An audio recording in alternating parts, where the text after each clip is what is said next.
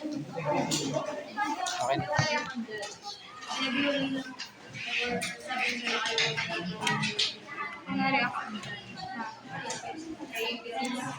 sabi mo, may deductive na statistic, hindi nakikinig tayo.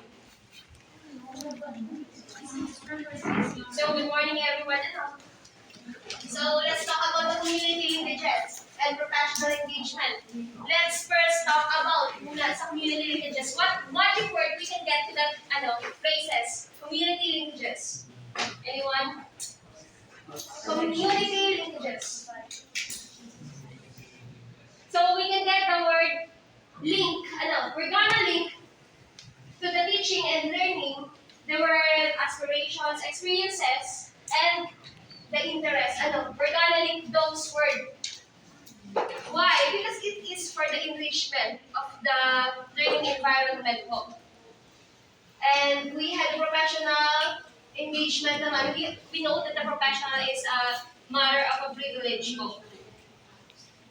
Right? Yes. Right. Yes.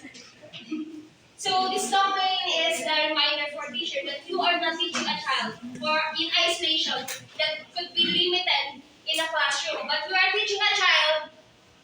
You are teaching a child, and that you are teaching a child, and you are preparing them to be ready for the world of work, which is the learning. So let's move on to the discussion.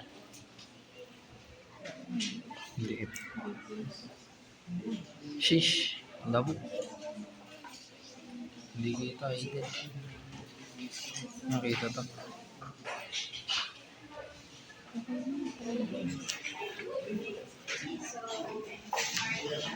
$20, 25 yata yung niya, 26. Tama, less than 30. Ang magkasunod ng grupo. Less than 30. Strand 1 is an establishment of learning environments that are responsive to community context. So, what comes up to your mind when we say the learning environment? Anyone? Ano napasok po sa ating isip pagka po sinasabi po natin na learning environment? Yes? Sir? When we say learning environment, we talk about the classroom or the atmosphere or the climate between the classroom. Okay, thank you very much. So, when we say the learning environment, dito po yung safety and the security of our students and supported their pursuit of knowledge as well as inspire the students by their surroundings. So, in beginning pictures, it demonstrates a knowledge on how to make learning environment encouraging and engaging. For example po, it would be student-centered learning activities. Yun po ay kagaya ng debate. Doon po kasi, na-allow natin ng mga students na mag-contribute po sila. And when we say contribute, nag-share po sila and nag-explore po sila dun sa mga interest nila. Then, for Filipino teachers, this is maintaining the encouragement of collaboration. Dito po is, si teacher is, kinikilala po niya yung mga students niya. Nag-build po ng relationship between the students and the parents. Also, they outline classroom rules for positive behavior.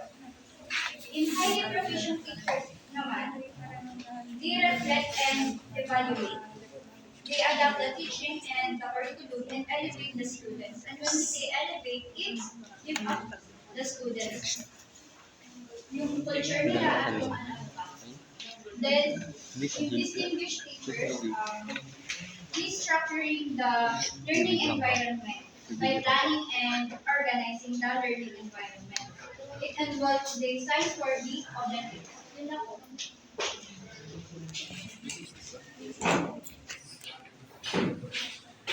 So, learning environment can be legal, true partnership, ano po? So next lesson po.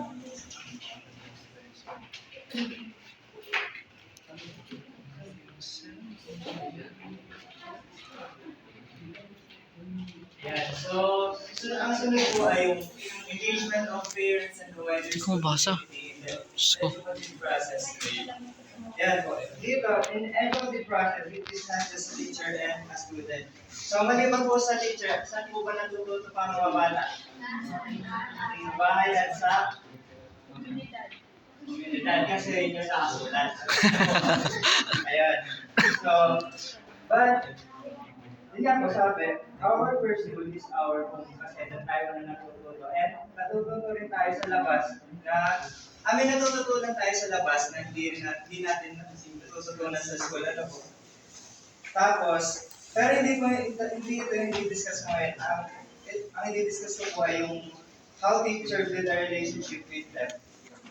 For beginning teacher po, as you can see, a beginning teacher asks for advice for their superior or colleagues on how to build relationship with the parents and wider community. For example po, ako, as a beginner teacher po, ay humihingi po ako ng advice sa superior or sa colleagues ko po para humihingi ako ng advice sa kanila sa mga strategies na kailangan kong gawin para magkaroon ng relationship sa parents at sa parents ng mga students at sa wider community. Then, sa proficient teacher naman, teacher are the one who initiate to have a relationship with the parents and wider community. Yan, compared dun sa beginning teacher, dito sa proficient teacher, tayo na yung nag-initiate na magkaroon ng relationship, hindi na natin kailangan humingi ng advice. Kasi alam na natin yung dapat natin gawin. Tapos sa highly proficient, we as a teacher are the one who guide our colleagues to have a strong relationship with the parents and wider community. So, dito naman po, compared dun sa beginning teacher pa rin po, hindi siya compare pala. Parang kung sa beginning teacher, humingi tayo ng advice, dito naman sa highly proficient, lumalapit pa rin tayo, pero tayo na yung nagbibigay ng advice sa ating colleagues or sa fellow teachers. And last po sa distinguished teacher naman, we are the one who lead to strengthen the relationship of other teachers with the parents of their students to maximize their involvement in the educative process. Yan. Dito naman po, tayo na yung nag-lead para mag-build up sa ating colleagues or sa fellow teacher natin to have a relationship with parents and wider community. Kailangan po.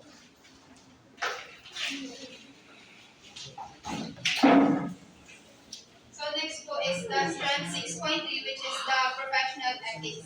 So first is the beginning teachers.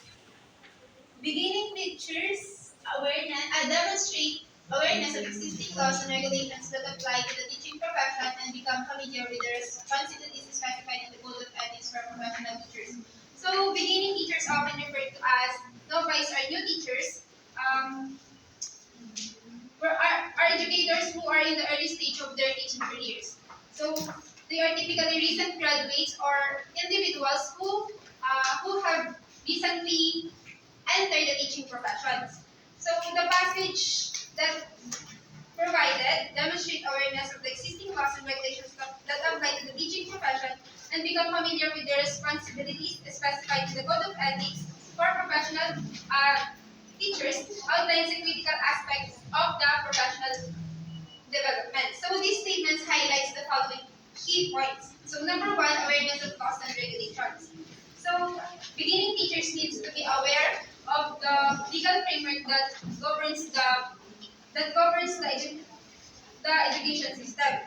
This includes federal, states, local laws and regulations,